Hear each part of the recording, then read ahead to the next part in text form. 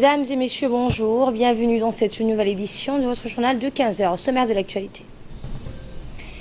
Et une réunion s'est tenue hier soir pour faire le point sur la situation et conditions météorologiques.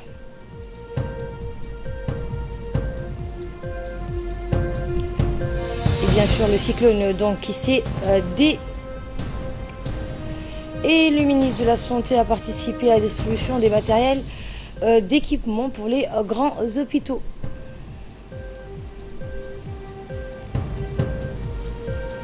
Et à Cuba, deuil national après un accident d'avion qui a fait 107 morts. Bonjour et merci de nous accueillir chez vous. Nous entamons cette édition avec cette réunion qui s'est tenue hier soir pour faire le bilan sur la situation et conditions météorologiques en présence des responsables du service de la météorologie et la protection civile, mais aussi pour mettre les éventuelles mesures préventives. Cette réunion avait pour but de prendre des mesures afin d'éviter des dégâts. En effet, on ne peut l'empêcher de naître, mais les seules mesures possibles relèvent de la protection et de la mitigation. Écoutez le directeur général du service de la météorologie.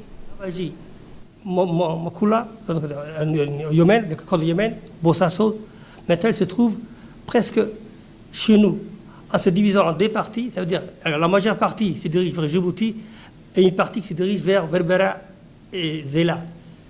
Mais je veux dire que le cyclone, la dépression tropicale, prendra fin, c'est-à-dire va mourir à la côte somalienne, ça veut dire entre notre frontière et la frontière somalienne. J'ai ajouté que les vents sont très forts, les vents sont 10 km/h, parfois ils diminuent, ils deviennent 50 km.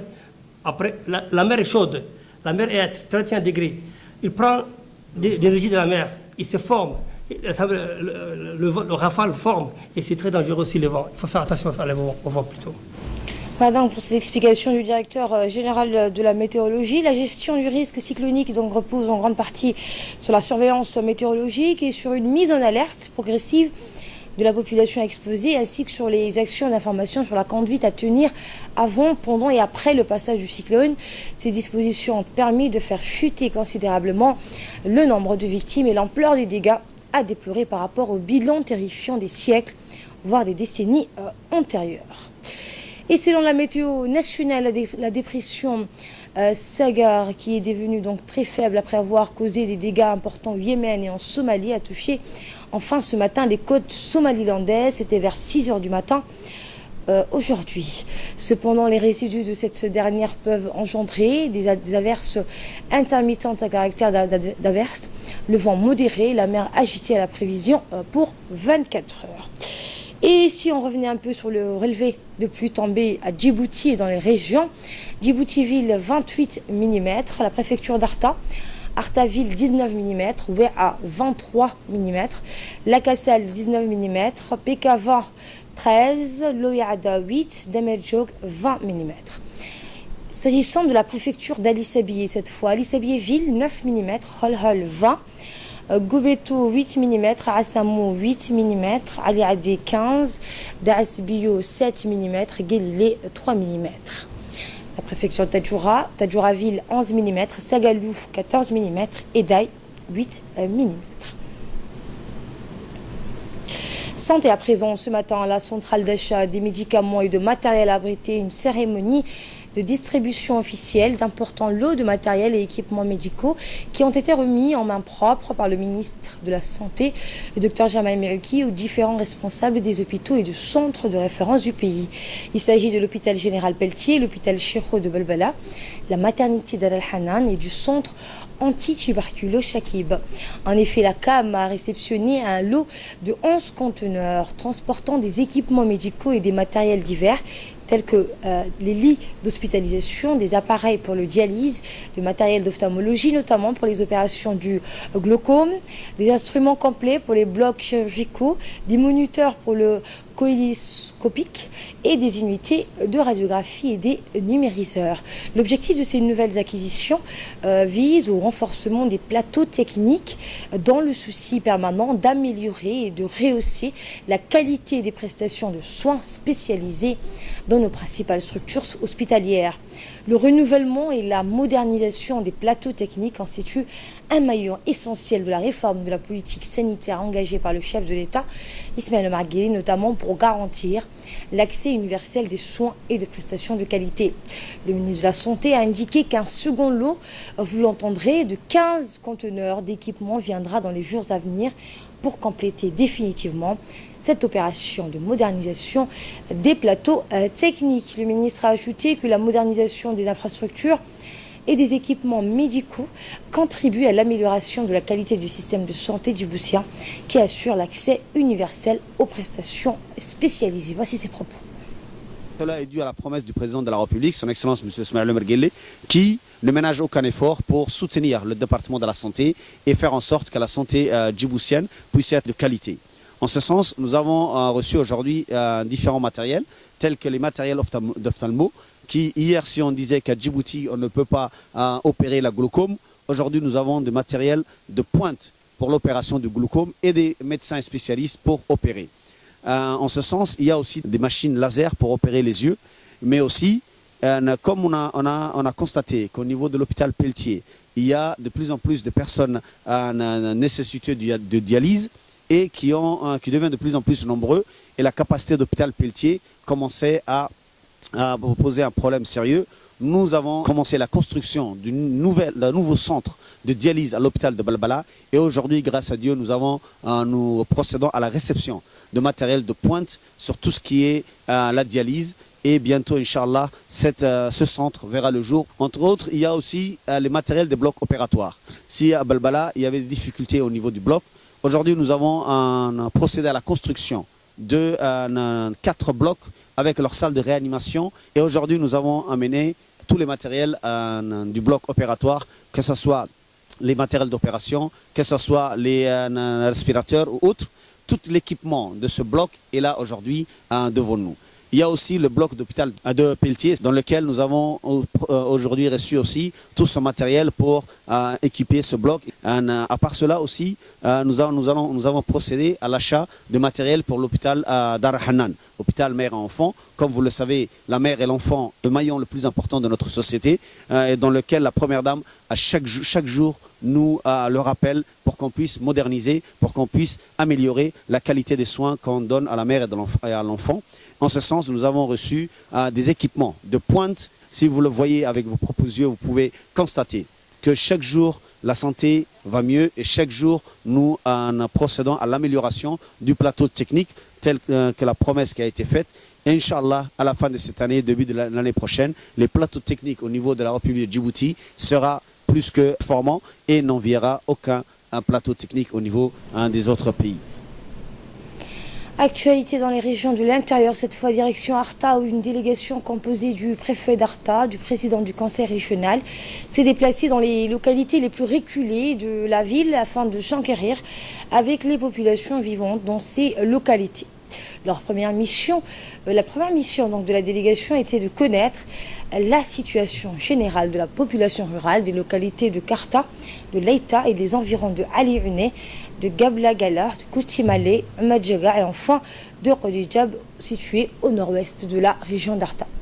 Cette délégation a constaté les problématiques que rencontrent ces nomades en ce qui concerne l'eau ou les forages, donc qui se sont dégradés de manière significative par manque d'entretien depuis leur création.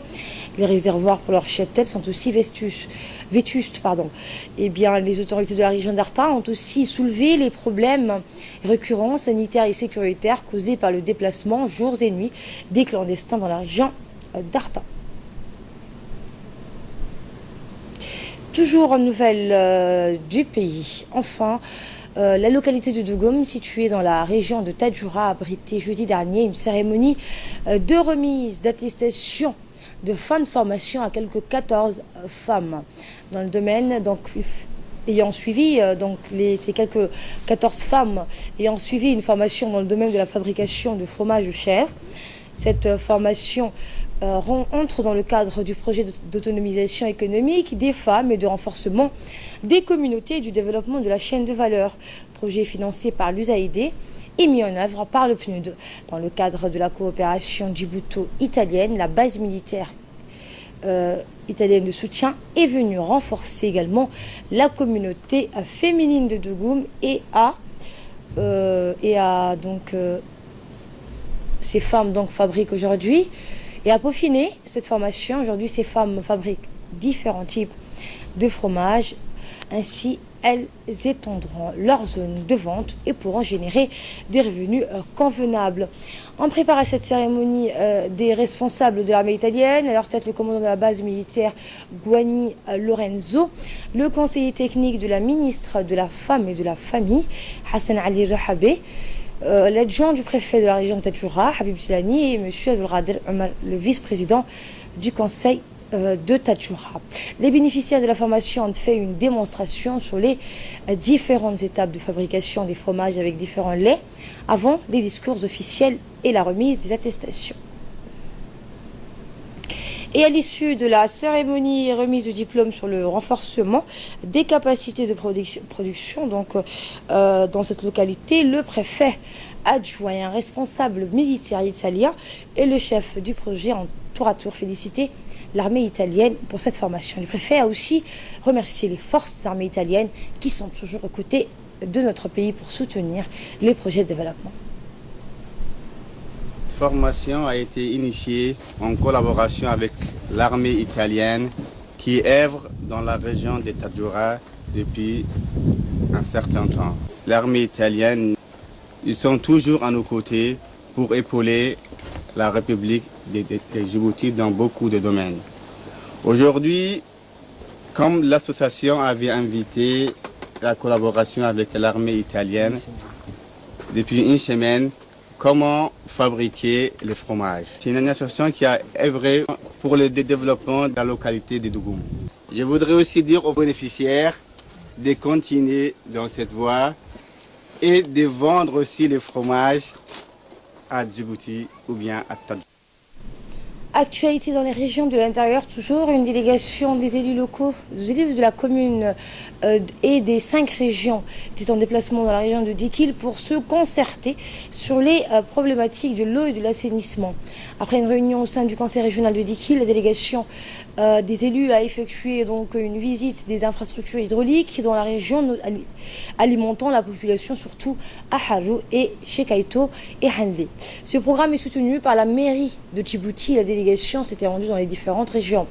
Le président du conseil régional de Dikil, les élus d'Arta et des autres régions ont estimé que cette tournée a été très bénéfique pour les élus locaux.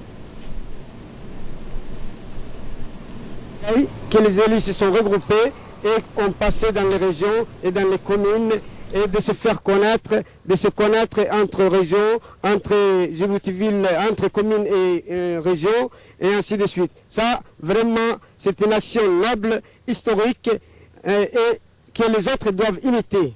Et ce genre de gestes, ce genre d'initiatives et d'actions doivent se multiplier, et nous n'allons pas nous arrêter sur les problématiques d'eau et l'assainissement, mais nous allons continuer. Et de là, nous passons à ce qui domine l'actualité hors de nos frontières avec vous. Fardous Hussein, bonjour. Bonjour Asma. Et dans l'actualité internationale, nous entamons donc avec ce deuil national à Cuba après un accident d'avion qui a fait 107 morts. À Cuba a commencé à observer aujourd'hui un deuil national de 2 jours au lendemain de l'accident d'un avion de ligne qui a fait 107 morts et 3 blessés dans un état critique dans ces circonstances qui restent à élucider. Le Boeing 737-200 s'est écrasé sur une zone non habilitée donc à la mi-journée alors qu'il venait de décoller de la Havane avec 110 personnes à bord. Les informations ont été divulguées au compte-gouttes au fil de la journée d'hier, mais on ignore encore aujourd'hui ce qui a provoqué la chute de cet avion survenu peu après son décollage. Toujours aux nouvelles internationales, cette fois en République démocratique du Congo, selon un nouveau bilan de l'Organisation mondiale de la santé, le nombre de morts dus à Ebola s'élèverait à 25 morts sur un total de 45 cas confirmés ou suspectés. Plus de 300 personnes auraient eu des contacts directs ou indirects avec des malades d'Ebola. L'Organisation mondiale de la santé considère depuis jeudi que le risque pour la santé publique posé par l'épidémie est très élevé au niveau national, de même que le risque régional pour les autres pays passe à l'élevé. Le risque de propagation internationale est particulièrement grand, mais il y a de fortes raisons de croire que cette situation peut être maîtrisée. En Palestine, cette fois, l'OCI réclame l'envoi d'une force de protection internationale face à Israël. Les représentants des pays musulmans, membres de l'Organisation de la coopération islamique réunis hier à Istanbul, ont réclamé l'envoi d'une force de protection internationale dans les territoires occupés palestiniens après le récent massacre à Gaza, en marge du transfert de l'ambassade américaine de Tel Aviv à Jérusalem. L'organisation qui tient Israël pour pleinement responsable des graves atrocités commises accuse également les États-Unis de soutenir les crimes d'Israël, y compris en protégeant au Conseil de sécurité de l'ONU. Rejetant la décision illégale de Donald Trump et de Jimmy Morales, président du Guatemala, l'OCI réitère donc son soutien au droit indéniable et inaliénable des réfugiés palestiniens de retourner chez eux conformément à la résolution 194 de l'Assemblée générale des Nations unies. Et pour terminer, nous allons en Irak où le Premier ministre sortant a battu donc le candidat anti-système Sadr aux élections législatives percées des anti-systèmes de l'Irak. Le populiste Sadr est arrivé à la tête des élections législatives dont les résultats définitifs ont été dévoilés aujourd'hui aux dépens du Premier ministre sortant soutenu par la communauté internationale. Le scrutin avait eu lieu le 12 mai, mais le Parlement est morcelé et les alliances devront probablement être nouées pour la formation d'un gouvernement d'ici peu à semaine. Merci Fatou Hussein pour toutes ces précisions et merci à vous de nous avoir suivis. Excellent week-end à toutes et à tous.